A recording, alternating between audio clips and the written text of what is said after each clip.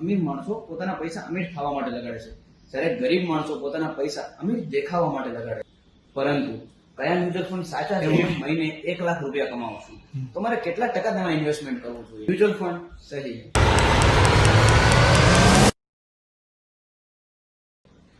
કેમ છો મિત્રો? તમે બધા લોકોએ સાંભળ્યું જ હશે, મ્યુચ્યુઅલ ફંડ સહી. Hey, hey, hey, hey, hey, hey. Mutual funds सही है. પરંતુ કયા મ્યુચ્યુઅલ ફંડ સાચા છે અને કયા ખોટા? કારણ કે ભારતમાં 2500 કરતા પણ વધારે મ્યુચ્યુઅલ ફંડ છે. તો એના માટે આજે હું તમને એક એવા નિષ્ણાતને મળાવીશ જેને આ ફિલ્ડમાં 15 વર્ષ કરતા પણ વધારે અનુભવ છે. તો આજે આપણી સાથે જોડાયા છે મુકેશ પટેલ સર. નમસ્તે હર્ષભાઈ, તમને અને તમારા વ્યુઅર્સને મારા નમસ્કાર. તો આજે આપણે જાણીશું કે મ્યુચ્યુઅલ ફંડ શું છે, એસઆઈપી શું છે અને કેવા કેવા રિસ્ક ફેક્ટર આમાં આવેલા છે, જેના કારણે તમને તમારા ફાઇનાન્શિયલ ડિસિઝનમાં મદદરૂપ થઈ શકે છે. તો ચાલો આજે આપણે આપણા પોડકાસ્ટની શરૂઆત કરીએ. તો મુકેશ પટેલ, મારો પહેલો પ્રશ્ન એમ છે કે એસઆઈપી અને મ્યુચ્યુઅલ ફંડ આમાં ઘણા બધા કોન્સેપ્ટ અને આજે ખૂબ જ પ્રચલિત છે. જરા તમે અમને જણાવશો કે આ મ્યુચ્યુઅલ ફંડ અને એસઆઈપી શું છે? હર્ષભાઈ, એમાં એવું છે, મ્યુચ્યુઅલ ફંડ અને એસઆઈપીમાં મ્યુચ્યુઅલ ફંડ એક કોન્સેપ્ટ છે જે ગવર્મેન્ટ દ્વારા પ્રોમોટ છે. તમે એડવર્ટાઇઝમાં પણ જોઈ શકો છો કે મ્યુચ્યુઅલ ફંડ સહી છે. મ્યુચ્યુઅલ ફંડ એક કોન્સેપ્ટ છે અને એની અંદર બે ભાગ છે, એસઆઈપી અને લમસમ. એસઆઈપી એટલે કે સિસ્ટમેટિકલી તમે એવરી મંથ કંઈનું કંઈ રોકાણ કરી અને 500 રૂપિયા જેવી સામાન્ય રકમ પણ તમે રોકાણ કરી અને એસઆઈપી શરૂ કરી શકો છો. અને બીજું લમસમ. લમસમ એટલે કે તમારી પાસે વન ટાઈમ પૈસા હોય એનું રોકાણ કરી શકો, કે ક્યારે તમારે બોનસ આવતું હોય તમે એને વન ટાઈમ રોકાણ કરવા હોય, ગૃહિણીઓની સેવિંગ હોય તો એને પણ તમે વન ટાઈમ કરો, એને લમસમ કહી શકાય. તો એસઆઈપી અને લમસમ એ મ્યુચ્યુઅલ ફંડનો એક ભાગ છે. અને મ્યુચ્યુઅલ ફંડ એ એક કોન્સેપ્ટ છે જેને તમે ઇન્વેસ્ટમેન્ટ કરી શકો. બરાબર વાત છે મુકેશભાઈ. તમે જરા એસઆઈપી વિશે થોડું ડીપમાં જાણ કરશો કે એસઆઈપી શું છે?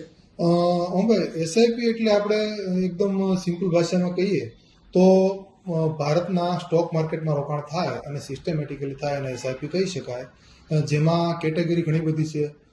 એસઆઈપીમાં તમે large cap, small cap, mid cap કે એવી બધી કેટેગરીમાં રોકાણ કરી શકો. લાર્જ કેપમાં મીડિયમ રિટર્ન મળે અને મીડિયમ તમારું રિસ્ક હોય છે, જ્યારે સ્મોલ કેપમાં મોટું ઇન્વેસ્ટમેન્ટનું તમને રિટર્ન પણ મળતું હોય છે, જ્યારે રિસ્ક પણ સામે મોટું જ હોય છે. જો તમારું વિઝન લાંબા સમયનું હોય તો તમે સ્મોલ કેપમાં રોકાણ કરી અને મેક્સિમમ રિટર્ન જનરેટ કરી શકો. અને હું તમને ફેક્ટ એન્ડ ફિગર કહું તો અત્યારે ભારતમાં લોકોનો ઇન્વેસ્ટમેન્ટનો એસઆઈપીનો ફ્લો એટલો બધો છે કે એવરી મંથ 1000 કરોડની એસઆઈપી ભારતમાંથી ઇન્વેસ્ટમેન્ટમાં જઈ રહી છે. એ આંકડો તમે મંથલી જોવા જાઓ તો જુલાઈના છેલ્લે 2024ના ડેટા તમે જુઓ તો 23,300 કરોડ કરતાં પણ વધારે એસઆઈપીનો ઇન્ફ્લો આવી ગયો છે. અને એનું ટોટલ તમે માર્કેટ કેપ મ્યુચ્યુઅલ ફંડનું જુઓ તો 60 લાખ કરોડ કરતાં પણ મોટું વધારે એનું માર્કેટ કેપ છે. એટલે તમે જોઈ શકો છો કે લોકોમાં કેટલી જાગૃતિ અને કેટલી અવેરનેસ આવી છે અને લોકોમાં રોકાણ કરવા માટેનું નોલેજ કેટલું વધ્યું છે એ તમે આના ઉપરથી નક્કી કરી શકો છો. બરાબર વાત છે મુકેશભાઈ. તો આપણે જાણીએ કે ઘણા બધા લોકો કહેતા હોય છે અને ઘણા બધા નિષ્ણાતો પણ કહેતા હોય કે before the investment set a goal, કે આપણે એક ગોલ નક્કી કરવો જોઈએ અને મારા ઇન્કમના કેટલા ટકા ઇન્વેસ્ટમેન્ટ કરવું જોઈએ. જરા એના ઉપર આપણે ચર્ચા કરીએ. ભાઈ, ગોલ એટલે કે એવી વસ્તુ છે કે ગોલ બેઝ રોકાણ એટલે કે તમે સમજી શકો છો કે કોઈ પણ વ્યક્તિનું કંઈક ગોલ હોય. ગોલ એટલે કે તમારે એબ્રોડ ફરવા જવું છે, બાળકોના હાયર એજ્યુકેશન માટે, ઇમરજન્સી ફંડ માટે, કે પછી બાળકોના મેરેજ માટે, અર્લી રિટાયરમેન્ટ માટે. જો તમે ગોલ બેઝ રોકાણ કરો તો ગોલ બેઝ રોકાણમાં તમારું એક યુનિફોર્મલી અને સિસ્ટમેટિકલી ઇન્વેસ્ટમેન્ટનો તમારો ગોલ જળવાય રહે. ગોલ વગર પણ રોકાણ કરો તો ગોલ વગરમાં કેવું છે, ક્યારેક તમને એક્ઝિટ કરવાનું મન થાય, પણ ગોલ બેઝ રોકાણમાં તમારું એક સિસ્ટમેટિકલી તમારું યુનિફોર્મલી રોકાણ ચાલુ રહે અને તમારો ગોલ પૂરો થાય. એટલે ગોલ બેઝ રોકાણ હોય તો હું સમજી શકું છું કે સામાન્ય માણસ પણ પોતાના ગોલ માટે એક સિસ્ટમેટિકલી ઇન્વેસ્ટ કરીને વેલ્થ ક્રિએટ કરી શકે છે. માની લઈએ મુકેશભાઈ કે હું મહિને 1 લાખ રૂપિયા કમાઉં છું, તો મારે કેટલા ટકા તેમાં ઇન્વેસ્ટમેન્ટ કરવું જોઈએ? હર્ષભાઈ, આમાં એવું કહી શકાય કે હું મારા અનુભવથી તમને એવું કહેવા માંગુ છું કે કોઈ પણ વ્યક્તિ પોતાના અર્નિંગમાંથી કે પોતાની સેલરીમાંથી જો મિનિમમ 10% પણ રોકાણ કરે અને એ રોકાણને જાળવી રાખે અને તમારી ઇન્કમ જેમ ઇન્ક્રીઝ થતી હોય એમ તમે તમારું રોકાણ પણ જો ઇન્ક્રીઝ કરો તો એ રોકાણ લાંબા સમયે એક એવો તમને ઇફેક્ટ આપે કે જનરલી આપણી મેન્ટાલિટી એવી હોય કે 60 વર્ષે માણસ રિટાયર થતો હોય. હું તમને શ્યોર એવું કહી શકું કે 50 વર્ષે તમારે રિટાયરમેન્ટ લેવું હોય તો તમે જો તમારા ઇનિશિયલ સ્ટેજમાં તમે 10% રોકાણ કરતા હો અને રોકાણને જાળવી રાખો તો તો 100% હું કહી શકું કે તમે 50 વર્ષે પણ તમે રિટાયર્ડ થઈ શકો અને તમારા ગોલ, તમારી ઈચ્છાઓ પૂરી કરવા માટેનું તમે પૂરતું ફંડ ક્રિએટ અને જનરેટ કરી શકો. તો એ તમે અર્લી રિટાયરમેન્ટ માટેનો પણ એક તમે કોન્સેપ્ટ કહી શકો કે જે ખૂબ સારી રીતે વર્ક કરે છે અને એકદમ પ્રૂફ છે.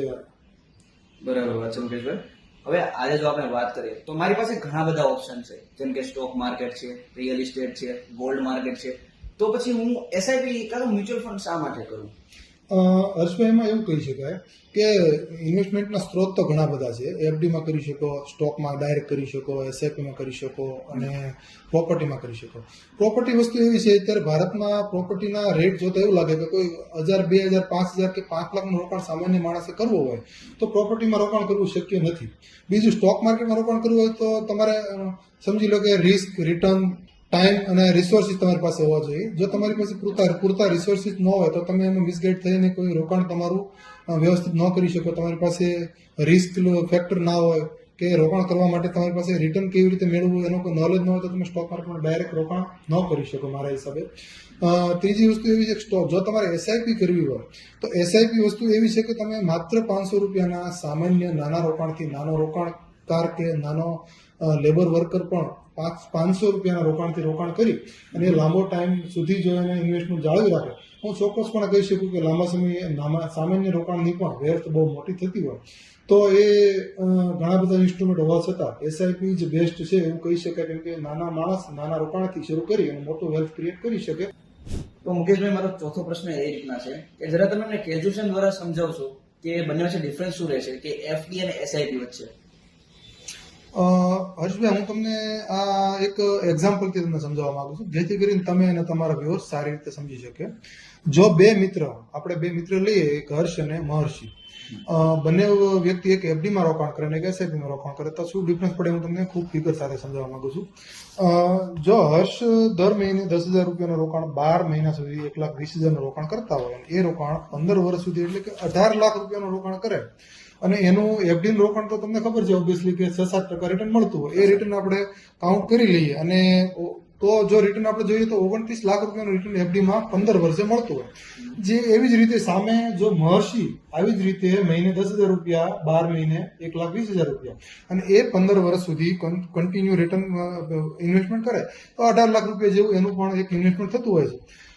એસઆઈપીમાં તમે માની નહીં શકો, આપણે સેફ સાઇડ રિટર્ન લઈએ અને જે મળી શકે એવું રિટર્ન આપણે કાઉન્ટ કરીએ તો 15% રિટર્ન પણ આપણે કાઉન્ટ કરીએ તો 67 લાખ રૂપિયાનું એક તમને કોર્પસ ક્રિએટ થતું હોય છે. તો હર્ષભાઈ, તમે જોઈ શકો છો એક બાજુ એફડીમાં 29 લાખ રૂપિયા અને એસઆઈપીમાં 67 લાખ રૂપિયા એટલે કે 38 લાખ રૂપિયા જેવો ડિફરન્સ તમને જોવા મળતો હોય છે કે જે ડબલ કરતા પણ વધારે છે. તો તમે જોઈ શકો છો એસઆઈપીમાં અને એફડીમાં કેટલો ડિફરન્સ પડે છે. અને આપણે તમે એક સિમ્પલ ભાષામાં જોઈએ તો આપણે એક આપણું જનરલ ઇન્ફ્લેશન રેટ જોઈએ તો એ પણ 6-7% છે. તો એ એફડીના રિટર્નને તો બીટ કરતો જ નથી. તો એફડીના રિટર્નને બીટ કરવા માટે આપણે ઇન્ફ્લેશનના રેટને બીટ કરવા માટે એસઆઈપીમાં રિટર્ન તમે મેળવો 15%, 12% તો જ તમે બીટ કરી શકો અને ખૂબ સારું રિટર્ન અને કોર્પસ જનરેટ કરી શકો. બરાબર વાત છે મુકેશભાઈ. પરંતુ આપણા પુરખો અને આપણા વડીલો કહેતા હોય છે કે જ્યાં વધારે પૈસા દેખાય અને વધારે રિસ્ક પણ હોય છે. તો જરા તમે અમને એમ જણાવશો કે આમાં એડવાન્ટેજીસ કયા કયા છે અને રિસ્ક કયા કયા છે? હર્ષભાઈ, હું તમને આનો જવાબ એવો દઉં છું કે એસઆઈપી એટલે સીધી ભાષામાં કહીએ તો એ સ્ટોક માર્કેટમાં જ રોકાણ થતું હોય, પણ એક્સપર્ટો દ્વારા અને મેનેજમેન્ટના મેનેજરો દ્વારા રોકાણ થતું હોય એટલે સિસ્ટમેટિક રોકાણ હોય છે. અને સ્ટોક માર્કેટ તમે જોઈ શકો છો છેલ્લા 25 થી 30 વર્ષમાં અમને અનુભવ છે. તમને જોઈએ તો 4 મોટા ક્રાઇસિસ માર્કેટમાં આવેલા છે જેને તમે ડિફાઇન કરવા હોય તો આપણે .com બબલ કહી શકીએ, હર્ષદ મહેતા વાળો એક કહી શકીએ, લેમન બ્રધર ક્રાઇસિસ કહી શકીએ અને રિસેન્ટલી અમે જોઈએ છે કે યુવાનો દરેકે ફેસ કરેલો ક્રાઇસિસ છે કોરોના ક્રાઇસિસ. તો એ તમે જોઈ શકો છો આવા ક્રાઇસિસમાં જ્યારે માર્કેટ 50-50%, 100% ડાઉન જતું હોય અને રિસ્ક એવું કહી શકાય કે જો તમે એ વખતે તમારું સિસ્ટમેટિક રોકાણને તમે ન જાળવી રાખો ને એ વખતે તમે એક્ઝિટ મારી દો તો જે રિટર્નનો રેશિયો તમને મળવો જોઈએ એ તમે પૂરો ન લઈ શકો. પણ તમે સિસ્ટમેટિક ઇન્વેસ્ટમેન્ટ કરી અને તમારું રોકાણ ચાલુ રાખો અને તમારી એસઆઈપી ચાલુ રાખો હર્ષભાઈ તો મેક્સિમમ રિટર્ન લઈ શકો. એટલે એડવાન્ટેજ એ છે કે તમે જો સિસ્ટમેટિક ઇન્વેસ્ટમેન્ટ તમારું ચાલુ રાખો અને તમે તમારું રોકાણ જાળવી રાખો તો તમને મેક્સિમમ રિટર્ન મળે. અને આવા ક્રાઇસિસને તમે જોઈ અને જો તમારું રિટર્ન તમે બંધ કરો તો રિટર્નને ક્યાંક ને ક્યાંક તમે ડેન્ટ પાડો છો. પણ હું તમને એટલું કહું છું કે જ્યારે મોટો ક્રાઇસિસ આવે ત્યારે એના પછીના 2-3 વર્ષમાં એનો જમ્પ અને એનું રિટર્ન પણ ડબલ 3 ગણું કે દોઢું હોય છે. તો એ જ રિસ્ક અને એ જ રિટર્ન તમે નોલેજથી ટકી રહ્યો એ તમે મેક્સિમમ રિટર્ન જનરેટ કરી શકો છો. બરાબર છે મુકેશભાઈ. હવે નવા રોકાણ કરવા માટેની તમારી સલાહ શું છે? નવા રોકાણકારોને હર્ષભાઈ હું તમને એવું કહેવા માંગુ છું કે તમે જોતા હો છો કે 20 કે 22 કે 25 વર્ષે તમારી જોબ લાગતી હોય, તમે બિઝનેસની શરૂઆત કરતા હો, તમારી અર્નિંગની શરૂઆત થઈ ગઈ હોય ત્યારે હું તમને એટલું કહું છું કે જે પણ તમારી ઇન્કમ હોય એનો 10% રિટર્ન જો તમે ઇન્વેસ્ટમેન્ટ એસઆઈપીમાં શરૂ કરો અને એ રિટર્ન તમારું જે ઇન્કમ વધતી જાય એમ તમે તમારું રિટર્ન પણ પેલું વધારતા જાઓ એસઆઈપી, તો હું ચોક્કસ તમને કહી શકું કે તમારી વેલ્થ ખૂબ સારી ક્રિએટ થાય, તમે જલ્દી રિટાયરમેન્ટ લઈ શકો અને મેક્સિમમ રિટર્ન મેળવી શકો. હું યુવાનોને ખાસ એટલું કહેવા માંગુ છું કે બીજું કંઈ કરો કે ના કરો, તમારી અર્નિંગ શરૂ થાય ત્યારે તમે 10% રિટર્નનો એક રેશિયો રાખો. તમે જોઈ શકો છો કે જ્યારે આપણે કોઈ પ્રોપર્ટી લેતા હોઈએ ત્યારે પ્રોપર્ટીના ઈએમઆઈ કેમ આપણે ભરતા હોઈએ છીએ, એવી રીતે તમે અર્લી સ્ટેજમાં તમે એવું જ એક ટાર્ગેટ બનાવીને તમે જો 10% રિટર્ન એસઆઈપીમાં હર્ષભાઈ તમે એકદમ સિસ્ટમેટિકલી ઇન્વેસ્ટમેન્ટ કર્યા કરો તો તમારા ગોલ પણ પૂરા થાય, તમારો કોઈ પ્રોપર્ટી લેવાનો ટાર્ગેટ હોય એ પણ કરી શકો અને અર્લી રિટાયરમેન્ટ માટેનો પ્લાન પણ. એટલે યુવાનોને હું ખાસ કહું છું કે તમે તમારી પહેલી ઇન્કમથી સ્ટાર્ટ કરો, એસઆઈપી કરો અને એસઆઈપીથી તમે ખૂબ સારું રિટર્ન મેળવી શકશો. ખાસ હું તમને કહેવા માંગુ છું કે યુવાનોએ ખાસ આમાં ધ્યાન આપવું જોઈએ. બરાબર વાત છે મુકેશભાઈ. મેં એક બુકમાં વાંચ્યું હતું કે અમીર માણસો પોતાના પૈસા અમીર થવા માટે લગાડે છે, કે અમીર માણસો પોતાના પૈસા અમીર થવા માટે લગાડે છે, જ્યારે ગરીબ માણસો પોતાના પૈસા અમીર દેખાવા માટે લગાડે છે.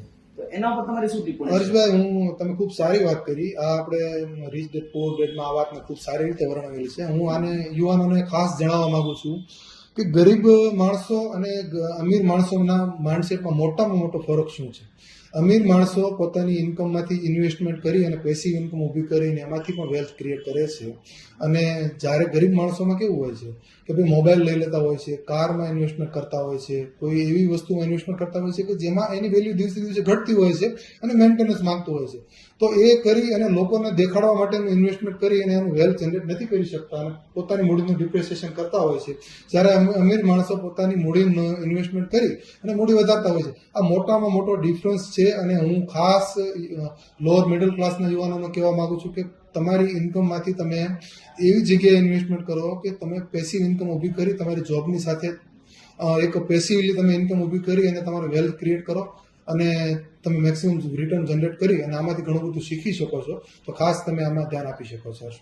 હવે આપણા છેલ્લા પ્રશ્ન તરફ આગળ વધીએ મુકેશભાઈ, કે જ્યારે પણ આપણે ગમે તે એકાઉન્ટ ખોલાવીએ છીએ ત્યારે તમે ઘણી બધી પ્રોસેસનો આપણે સામનો કરવો પડે છે. બધા ડોક્યુમેન્ટ ભેગા કરવાના, બેંકે જવાનું, આ વસ્તુ માટે અપ્રુવલ લેવાનું, પેલી વસ્તુ માટે અપ્રુવલ લેવાનું, એ ઘણી લેન્ધી પ્રોસેસ હોય છે.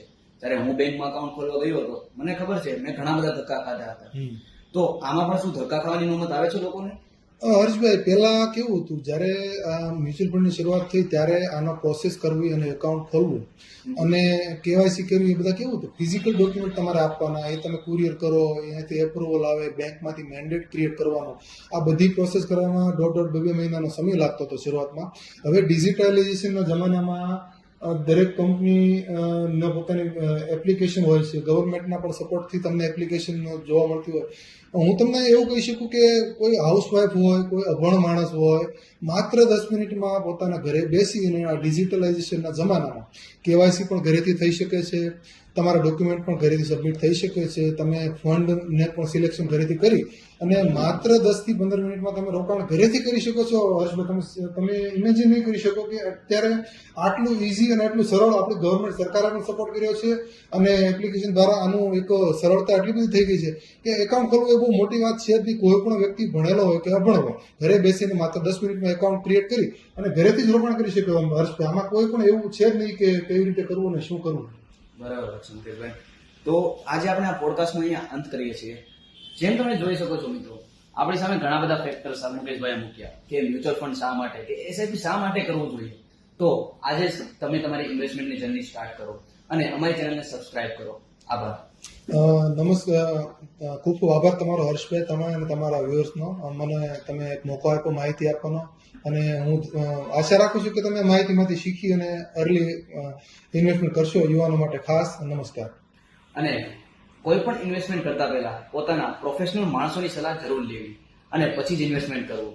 Because investment is are subject to market risks. Read all scheme related documents carefully.